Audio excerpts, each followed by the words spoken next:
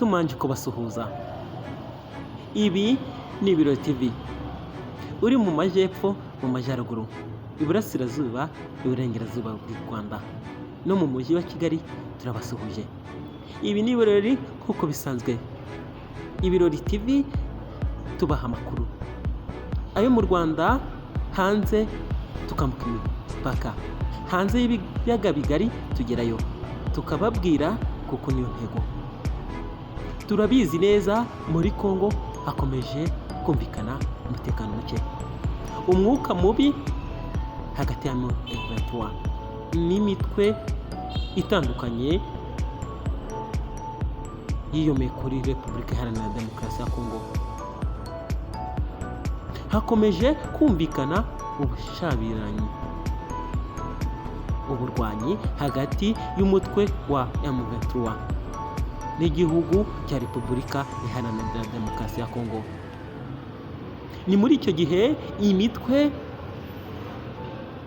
amagana n'amagana iri kuvuka umunsi ku munsi, harimo Wazalendo n'indi mitwe itandukanye ifasha leta ya Kongo kurwanya M23. M23 nayo ntiyicaye, ikomeje kugaba ibitero hirya no hino, za Rucuro n'indi migi cyangwa n'utundi duce dutandukanye. Ni muri icyo gihe M23 yongeye kwisubiza ibice bitandukanye, teritwari zitandukanye yari yarambuwe na FARDC, yongeye kuzisubiza ikubise abasirikare ba Kongo inshuro. Saha ngiyi tariki ya 14 z'ukwezi kwa 11 2023, FARDC na Kongo hamwe na perezida wabo Felix Antoine Tshisekedi babuze ayo bacira n'ayo bamira. Intambara iravuza ubuhuha, M23 irabakubita nta gukoramo, irabatamira bongori. Ni muri icyo gihe umutwe wa M23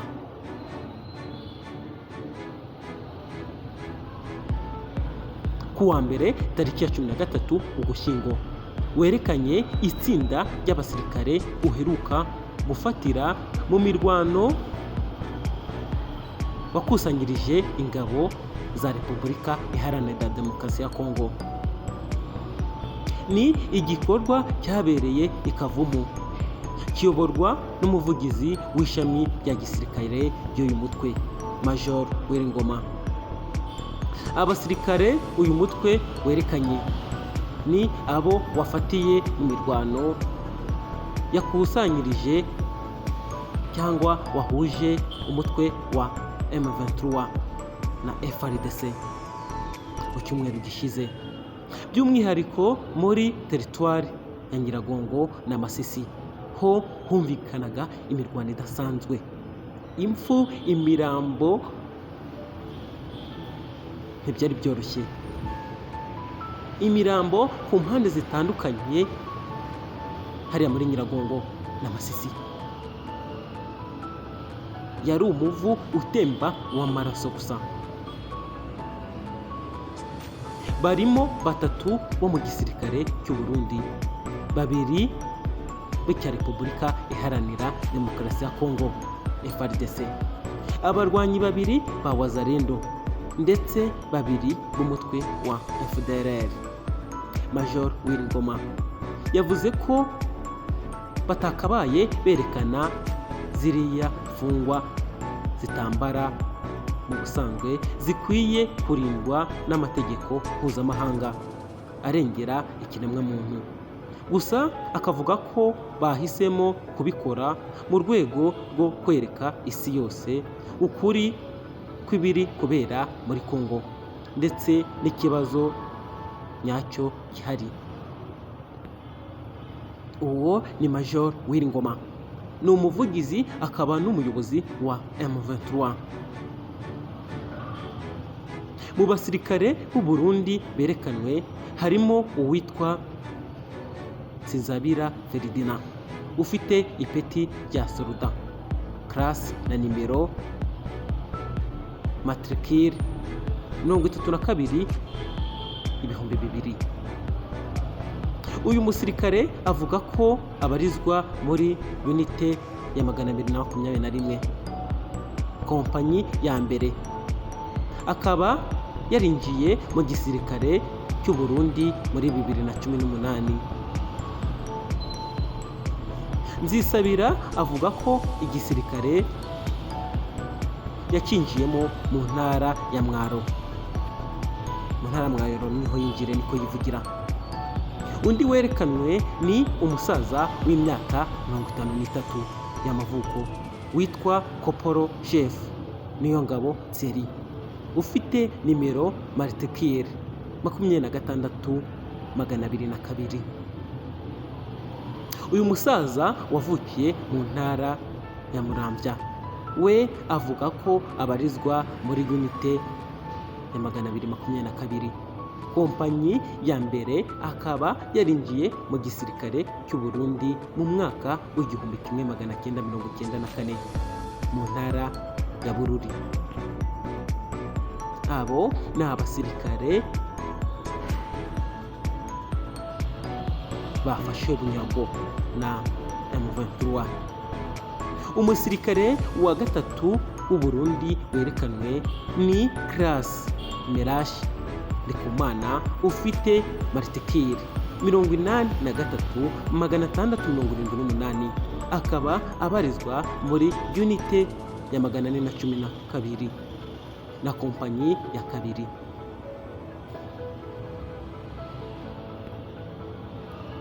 Ndikumana w'imyaka 30 yinjiriye igisirikare muri 2018, akinjirira mu ntara ya Makamba, gusa akaba avuka i Mwaro.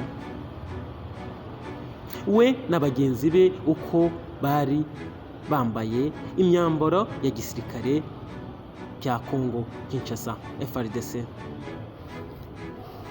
Bamwe muri aba basirikare bavuga ko iyi myambaro bayiherewe i Bujumbura mbere yo kurira indege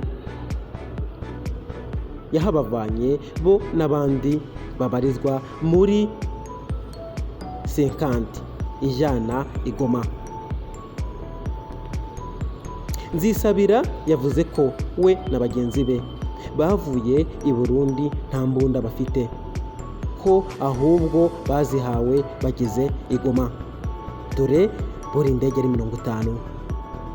Uyu musirikare avuga ko nyuma yo guhabwa imbunda za FARDC, we na bagenzi be bahawe misiyo yo kujya Kirurirwe muri Masisi kurwanya abanyarwanda.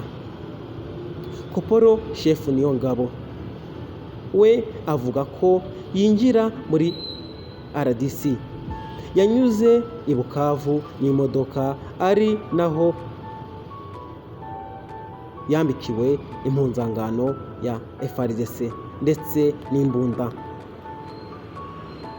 Na bagenzi be bo basabwe kwerekana ikishanga muri Masisi kurwanya abanyarwanda. Aba basirikare bahuriza ku kuba uduce boherejwemo tuja kurwanamo abanyarwanda basanzwe dutuwe n'abanyekongo. Urumva basanzwe dutuye cyangwa hatuyemo abanyekongo. Classe Ndikumana yavuze ko binjira muri RDC bari bayobowe na Major Gashirabake Ernest uheruka kugwa mu mirwano ya FARDC na M23. We na bagenzi be basaba imiryango yabo na societe civile gusaba leta y'u Burundi kuvugana na M23 kugira ngo ibarukure basubire mu gihugu cyabo. Uyu mutwe werekanye aba basirikare mu gihe igisirikare cy'u Burundi kimaze igihe kihakana ko cyaba gifasha FARDC mu ntambara ihanganyemo nawo. Amakuru avuga ko igisirikare cy'u Burundi cyohereje muri RDC bataliyani 3 z'abasirikare ndetse kikaba kiri no gutegura koherezayo iya 4 mu minsi iri imbere. Mu ba FDLR berekanwe harimo uwitwa Baraka Chukuru winjiye muri uwo mutwe afite imyaka 15 y'amavuko na mugenzi we witwa Emmanuel Semehe wawinjiyemo muri 2017. Baraka avuga ko yavukiye i Mudende mu karere ka Rubavu, avuka ko se umubyara ari we wamwinjije muri FDLR nyuma yo kumwambukana muri Kongo akiri umwana muto cyane.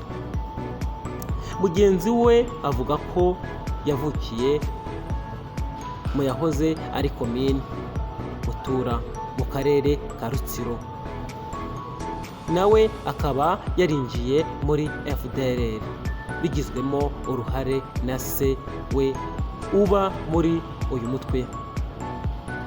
Aba bombi biyongera ku bandi barwanyi 9 ba FDLR berekaniwe i Rucuru nyuma yo gufutirwa mu mirwano. Mwakoze kudukurikira no kudutega amatwi. Ibi ni Ibirori TV, turacyababwira. Aha ni muri Kongo aho imirwano yongeye kubura, abaho abantu bongeye gupfa bagashira, aho mu duce nka Nyiragongo, Masisi uragenda ukandagira imirambo.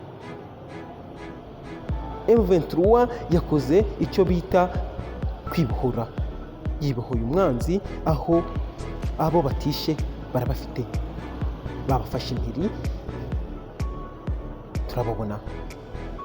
Hari abakongomani bafashwe barwana mu mutwe wa FDLR twababonye, tubona bariya bakongomani bandi baturuka mu Burundi, tubita abakongomani kuko bari kurwana, bari muri Kongo, n'impuzangano bose bambaye ni ya Kongo. M23 byarangiye bafashe impiri. Ngayo nguko, udukunze wadukandira subscribe. Ibi ni Ibirori TV.